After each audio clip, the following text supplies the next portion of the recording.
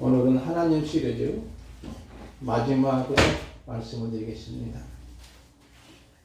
그동안 아브라함의 하나님으로부터 시작해서 이삭의 하나님, 야곱의 하나님, 요셉의 하나님, 그 다음에 모세 하나님, 요셉의 하나님, 또 이렇게 말씀을 드렸지요. 그리고 다윗의 하나님, 여호수 하나님.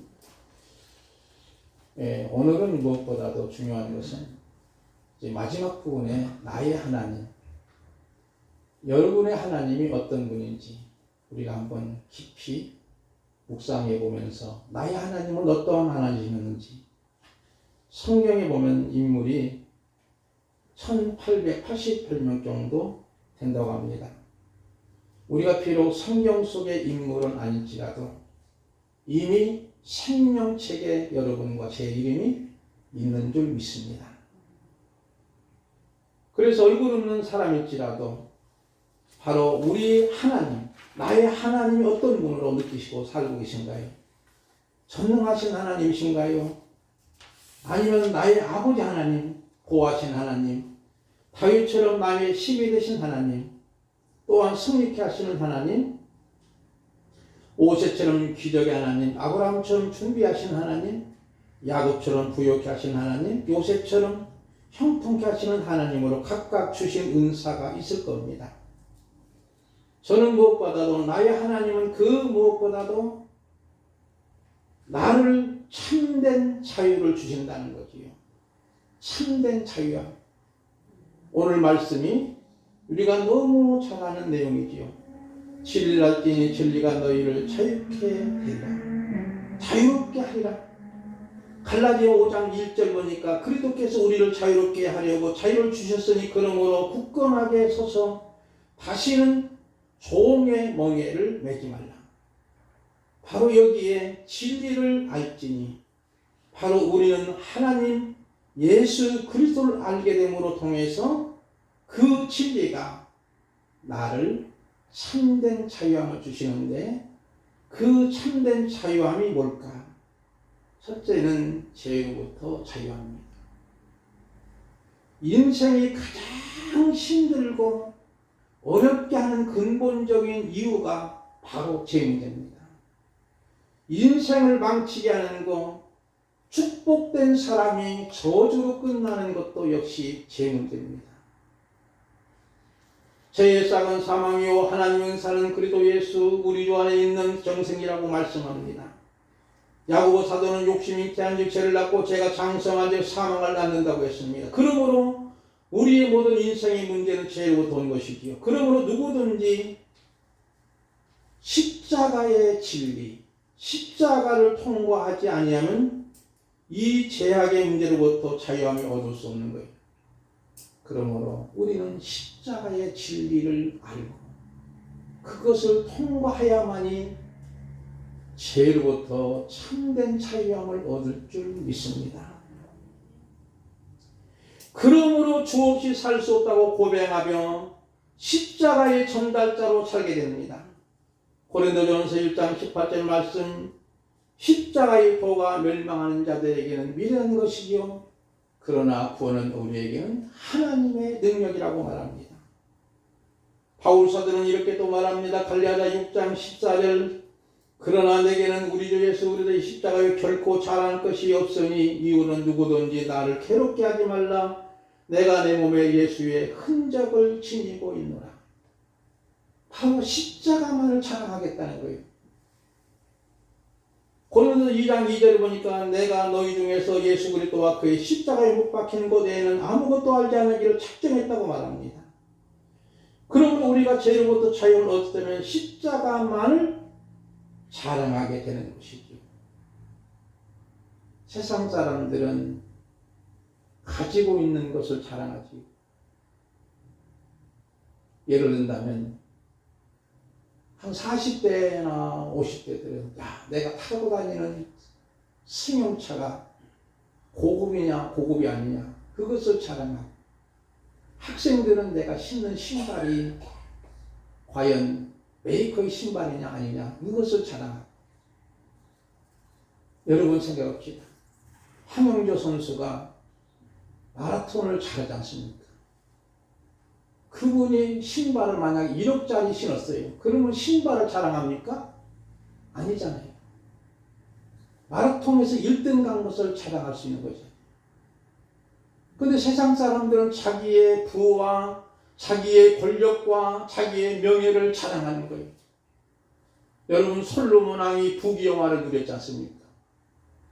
성경에는 솔로몬 왕이 부귀영화를 자랑했다는 말이 한 번도 없어요. 근데 많은 분들이 솔로몬 왕이 부귀영화를 부러워하는 거예요. 솔로몬 왕이 그렇게 잘 살고 부귀영화를 누렸고 그가 성전을 멋지게 졌다고 해서 그 성전 지은 것을 자랑한 적이 있나요? 오히려 솔로몬 왕은 전도서 1장 2절에 보니까 헛되고 헛되며 헛되고 헛되니 모든 것이 헛되다고 이렇게 고백합니다. 우리 믿음의 성도들은 오직 자랑할 것은 바로 십자가만을 자랑하는 거예요. 예수님이 나 위에 피 묻은 십자가, 나를 죄악으로부터 살려주신 그 십자가의 진리, 십자가를 자랑하는 것이죠. 우리가 이 십자가의 복음을 자랑할 때 복음에는 능력이 일어납니다. 로마서 1장 16절에 보면 내가 복음을 부끄러워하지 아니하노니, 내가 바울이 한 얘기죠. 오늘 저와 여러분도 해당됩니다. 내가 복음을 부끄러워하지 아니하노니 이 복음은 모든 믿는 자에게 구원을 주시는 하나님의 능력이 됨이라. 먼저는 유대인에게요 그리고 헬라인이로다. 복음에는 하나님의 의가 나타났어. 믿음으로 믿음에 이르게 하나니 기록된 바 오직 의인은 믿음으로 말미암아 살리라 함과 같으니라. 여기에 복음에는 하나님의 의가 나타난다는 것. 말틴 루터가 자기가 신부로서 성당에 심어지 않습니까? 한 번은 십자가의 성당이라는 곳이 있습니다. 계단이 얼마나 높은지, 여기 있는 계단은 저리가 나요. 넓기도 한없이 넓고, 실제 제가 로마에 가서 그 십자가의 성당을 걸어봤는데 계단을 세울 수가 없는 거예요. 그런데 많은 사람들이 당신이 구원받으려면 이제는 바지 걷어붙이고 기어서 올라가야만이 구원받는다. 여러분, 만약에 오늘 우리가 그런 모습으로 신앙생활 하시나요? 기어 올라가다가 무릎은 깨지지요, 피가 나지요, 아프기는 아프지요. 그러다가 갑자기 그에게 성광처럼 비춰진 것이 있어요. 떠오르는 것이 바로 오늘 이 말씀입니다. 로마서 1장 16절 17절 말씀. 바로 제 문제가 해결되는 것은 내 의가 아니고 자기 의가 아니고 하나님의 의를 이걸 깨닫는 거예요. 그리고 나서 1517년 마틴 루터가 자기가 섬기는 성당의 문 앞에 195개 조항 걸어놓고 그 당시에 황제도 가르치는 교황에게 개혁, 한관. 한 사람이 한강을 통해서 마침내 종교가 개혁되게 되는 그런 모습을 역사적으로 우려하는 거죠. 바로 여기는 십자가입니다.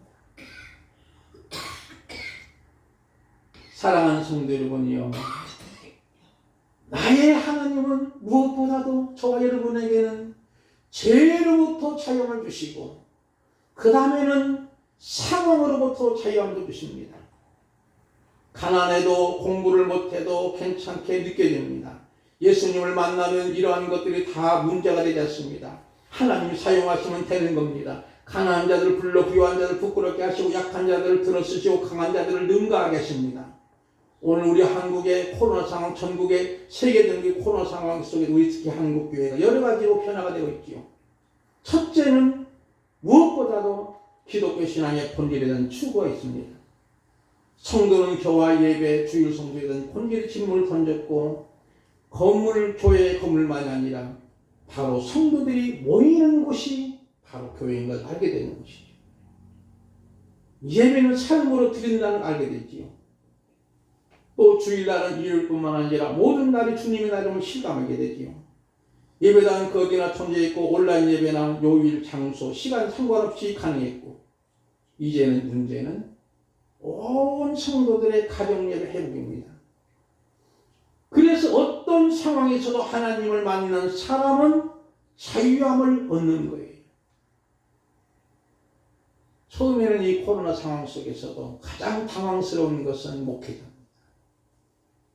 왜냐하면 코로나로 인해서 성도들이 잘 모이지 않으니까. 그러나 처음에는 저도 모이지 않는 성도들이 아프기도 하고 가슴이 찌리기도 하고 정말로 가슴이 너무 아팠지. 그러던 중에 하나님이 기도하는 시간에 나를 위해서 성령님이 기도하시는 거예요. 만져주시는 거예요. 그때부터 자유함이 있는 거예요. 상황으로부터 자유함이 있는 거예요.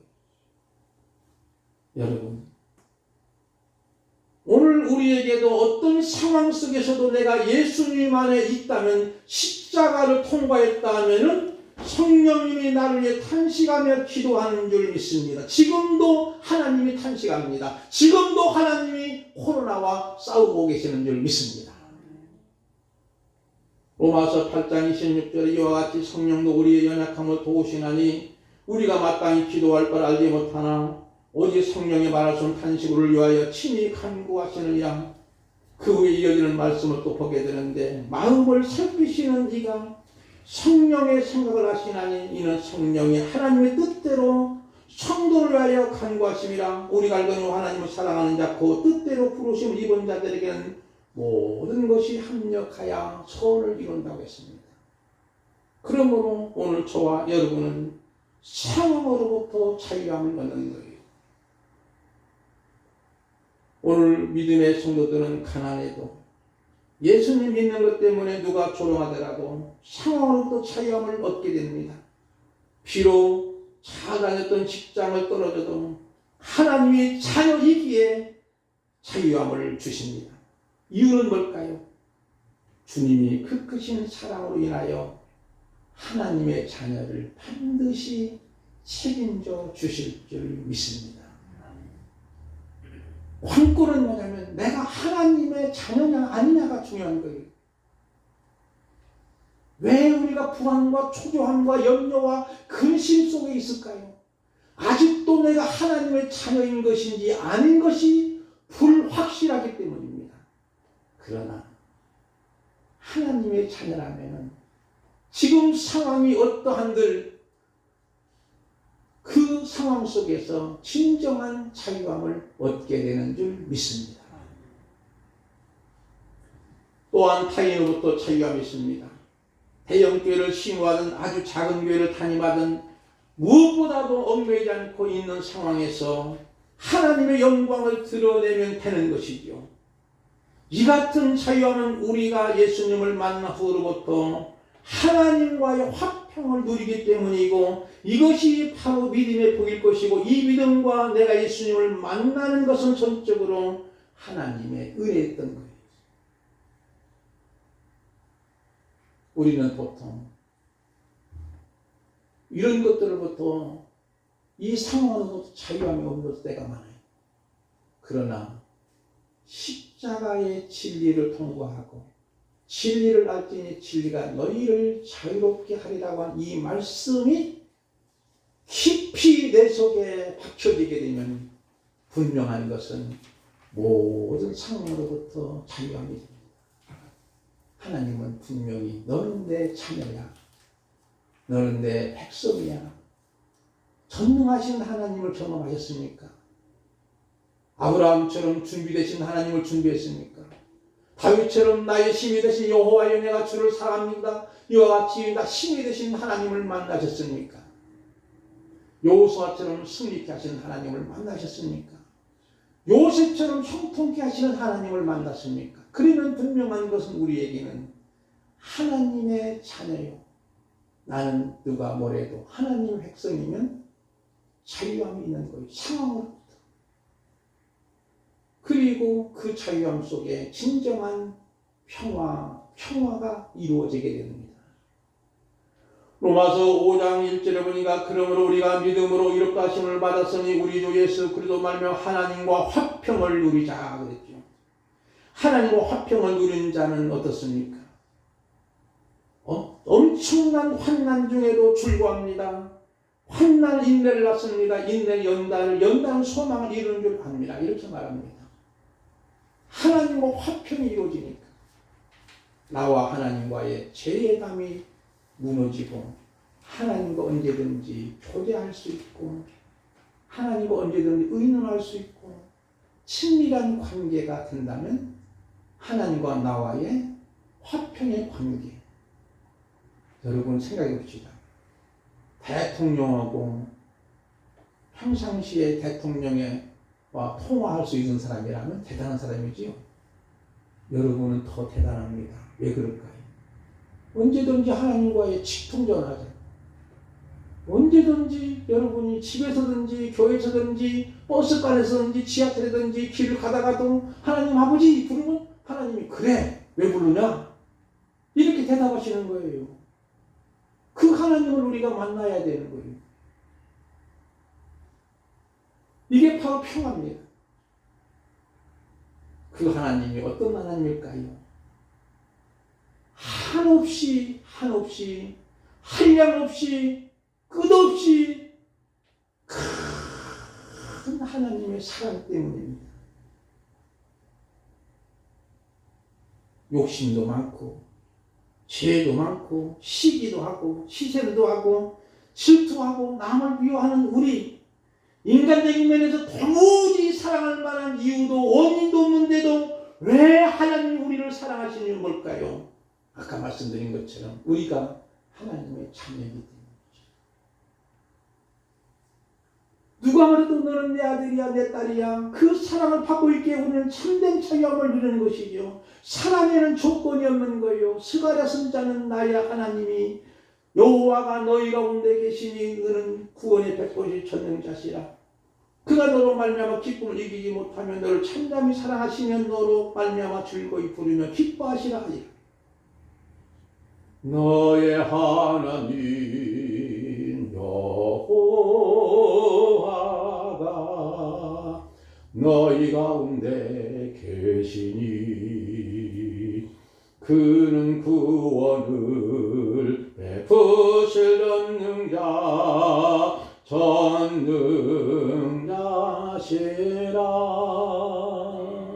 그가 너로 인하여 기쁨을 이기지 못하시며 너를 잠잠히 사랑하시며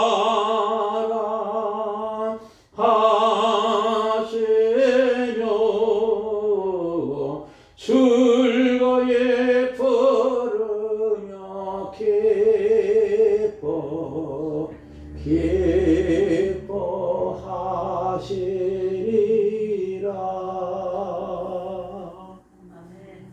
하나님이 기뻐하신다는 거예요. 이렇게 죄 많고 욕심 많고 희생 많고 시기하고 질투하고 남을 미워하는 우리일지라도 너는 내 자녀야.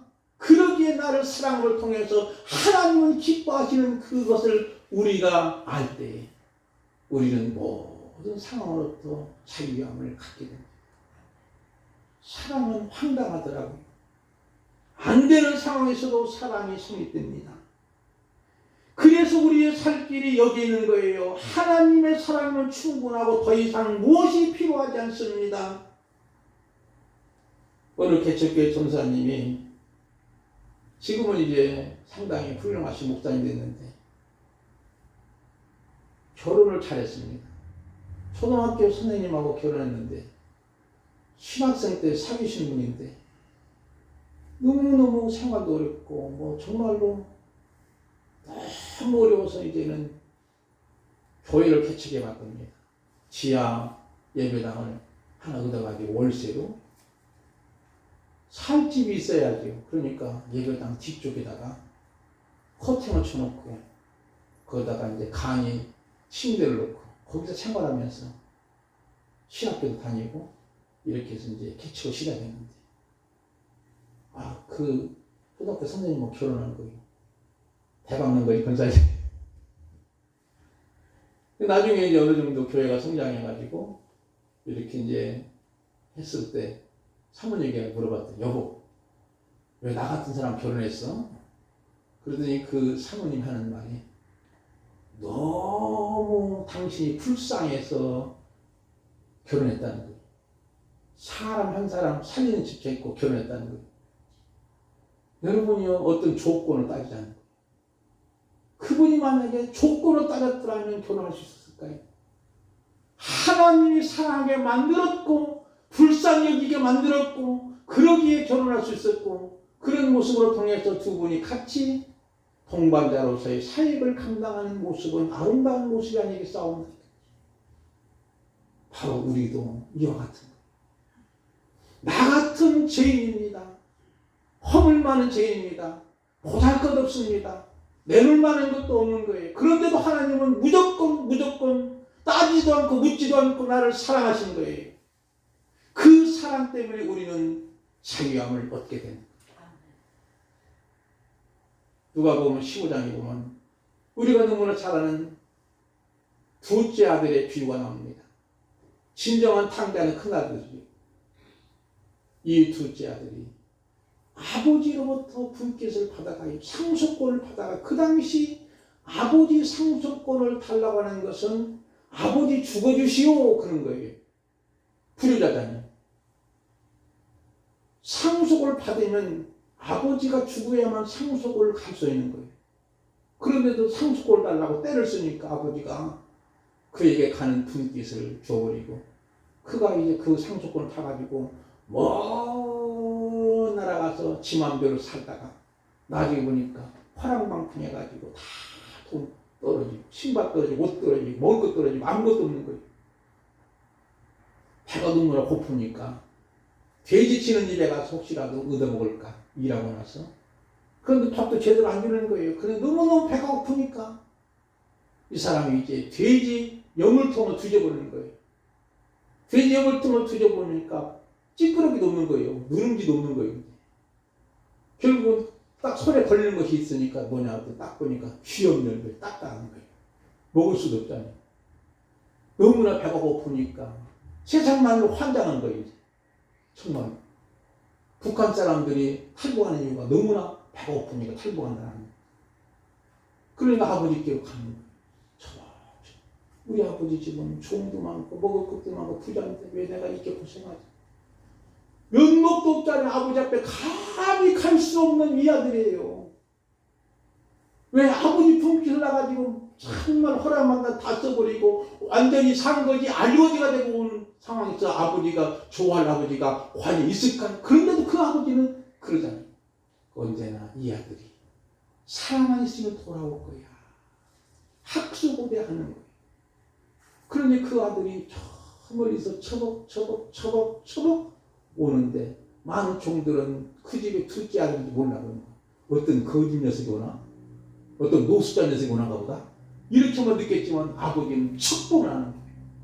아버지는 멀리서 그 아들을 알고 신발도 신지도 못하고 막 달려와서 얼싸안고 내 아들이 죽었다 다시 살아난 아들이라고 반기면서 안아주고, 종들 향해서 이제는 옷을 갈아입히고 목욕도 시키고 큰 반지도 끼워주고 신발도 입혀주고 막, 그리고 나서 이제는 살찐 송아지를 잡아서 잔치를 배설토록 하는 모습은 아버지의 마음이죠. 이게 바로 하나님의 마음이에요. 그뿐 아니라 우리 하나님의 사랑은 뭘까요, 여러분? 나 같은 죄인을 위해서 하나밖에 없는 독생의 예수 그리스도를 십자가에 내어준 그 큰 사랑을 어찌 우리가 믿어질까요? 과연 여러분이 믿어지시나요? 왜냐하면 세상적인 원리로 도무지 이해가 안 되는 거예요. 죄 많은 거, 나 같은 죄인이에요. 희생 많은 거, 남도 미워하고 시기도 하고 질투도 하고 부족하게 한명 없는 나를 위해서 자녀 삼으시기 위해서 나를 구원하시기 위해서 하나밖에 없는 독자의 예수 그리스도를 이 땅에 몸으로 보내시고 몸으로 십자가에 달려 죽게 하시고 몸으로 부활하시고 몸으로 다시 오실 주님을 이 땅에 보면해 주신 거예요. 이 모습은 우리가 과연 어떻게 해야 할까요? 저는 처음에는 믿어지지 않았어요. 그냥 교회 다니니까 그런가 보다 저런가 보다. 여러분 믿어지시나요? 알고 보니까 성령님이 믿어지게 하시더라. 그로부터 죄로부터 자유함을 얻게 되는 줄 믿습니다. 그러므로 우리는 그 하나님의 선하심을 맛보아야 됩니다. 하나님의 선하심을 맛보는 거예요. 그래서 야곱아 너를 창조하신 여호와께서 지금 말씀하시느니라 이스라엘아 너를 지으신 이가 말씀하시니라 너는 두려워하지 말라 내가 너를 구속하였고 내가 너를 친양하여 불렀나니 너는 내 것이라고 말합니다. 내가 물 가운데 지날 때도 내가 너와 함께 하시고 강을 건널 때도 물이 너를 침몰하지 못할 것이며 내가 불 가운데 지날 때도 타지도 아니할 것이며 불꽃이 너를 사르지도 아니할 것이라. 우리가 저희들 하나님이 이렇게 사랑으로 확증하신 거예요. 여러분 그래서 내가 만난 하나님이 아니라 하나님이 나 같은 죄인을 부르시고 나를 만나주시고 구원과 믿음을 주시기 때문에 바로 내가 구원받은 거죠. 하나님이 나를 만나주신 거예요. 내가 만난 것이 아니에요. 우리는 보통 내가 만났다고 하지만 내가 노력해서 만난 것이 아니에요. 하나님이 이렇게 부족한 것인데도 일부러 의도적으로 찾아오시고 만나주시고 구원해주시고 하나님이 자녀 삼으시고 천국 백성 주시고 하늘의 하나님 나라의 시민권을 우리에게 주신 줄 믿습니다. 그러므로 믿음은 하나님의 선물입니다. 그러므로 진리를 알지니 진리가 너희를 자유롭게 하는 그 은혜 속에 있다면 다시는 우리는 죄의 종 되지 않습니다. 그럼 우리는 십자가의 전달자, 십자가의 사랑, 십자가의 능력, 십자가의 소망, 그것이 내 안에 있음을 통해서 그 십자가만을 자랑하는 바로 같은 모습이 저 이론에 있어 지시기를 주님의 이름으로 축복을 드립니다. 기도합니다.